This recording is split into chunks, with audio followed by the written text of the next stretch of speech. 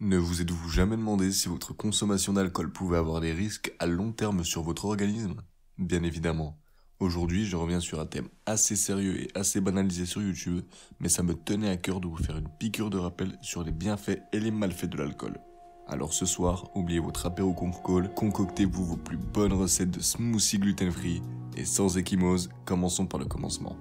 On a tous à peu près une base dans ce sujet. Tout le monde s'est déjà mis une race, mis à part mes bons frères musulmans. Masha'Allah à vous mes frères, ne suivez jamais le chemin d'un mécréant et que Dieu vous garde. Enfin bref, on sait tous aussi que l'alcool est néfaste et on s'est tous déjà pris dans la gueule cette phrase. Pour votre santé, l'alcool c'est maximum 2 verres par jour et pas tous les jours.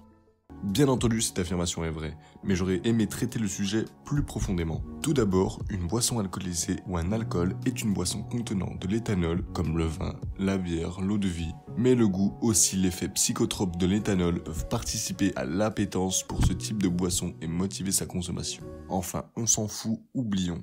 Je vais faire plus précis, vous allez voir.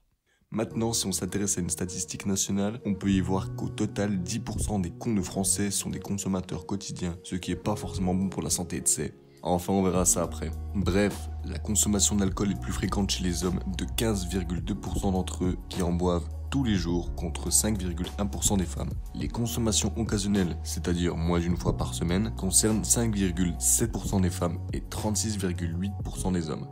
Oui, enfin donc les loulous, tout ça pour vous dire que ça nous prouve que c'est un thème qui concerne une grande partie du peuple bleu-blanc-rouge et peut me permettre un meilleur référencement. Bon, passons, revenons-en à nos moutons, et je vais tâcher de répondre à la question « Mais quels sont les effets de l'alcool sur notre organisme ?» Sans être con, on sait déjà que l'alcool, une fois consommé, est absorbé par l'intestin grêle avant de se mélanger au sang et se propager partout et surtout dans le cerveau, ce qui a pour conséquence de nous rendre ivres. Consommer à outrance, cela vous rendra encore plus ivre et même vous faire risquer un coma éthylique. Consommer trop régulièrement vous expose à un risque de choper toutes sortes d'ulcères. Un ulcère c'est un trou, ou enfin plutôt plein de petites plaies, que ce soit un simple aphte à la gencive ou directement un trou à l'estomac. Et vous pouvez aussi avoir des douleurs intestinales, des douleurs dans le foie, des remontées acides qui vous fera souffrir ou vomir de la bile, ou dans le pire des cas, choper une cirrhose. Mais ce qui nous intéresse, c'est de savoir les effets de l'alcool sur l'organisme à long terme.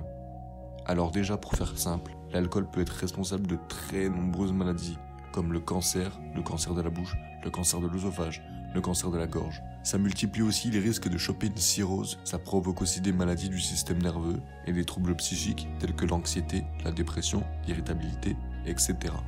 Ça peut aussi causer des troubles cardiovasculaires du fait d'une consommation plus importante. Les hommes sont plus touchés que les femmes et un décès masculin sur 7 est attribuable à l'alcool. Et c'est pas rien du tout ça. En tout cas, pour synthétiser tout ça, voici les dégâts de l'alcool avec des chiffres. En France, l'alcool provoque ainsi directement 23 000 décès par an par cancer, cirrhose ou alcoolodépendance. En tant que facteur associé, il est à l'origine de 45 000 décès en France par an. C'est la deuxième cause de mort évitable après le tabac. Comme je vous l'ai dit, l'alcool cause 7% des décès en France. Rendez-vous compte, 7% des décès sont recensés en France à cause de l'alcool et à cause de l'état d'ébriété, c'est-à-dire accidents domestiques ou de voiture, mais aussi les effets de l'alcool sur l'organisme à long terme. C'est pour ça que sans vouloir faire le moralisateur, parce que j'estime pas être le meilleur exemple à suivre, ça me tenait à cœur de faire une vidéo à ce sujet. Ne banalisez pas l'alcool parce que tout le monde en consomme. Je n'interdis personne d'en consommer, mais levez le pied de temps en temps. Et parce qu'on ne le répète jamais trop assez, ne prenez pas le volant ivre, bordel de cul.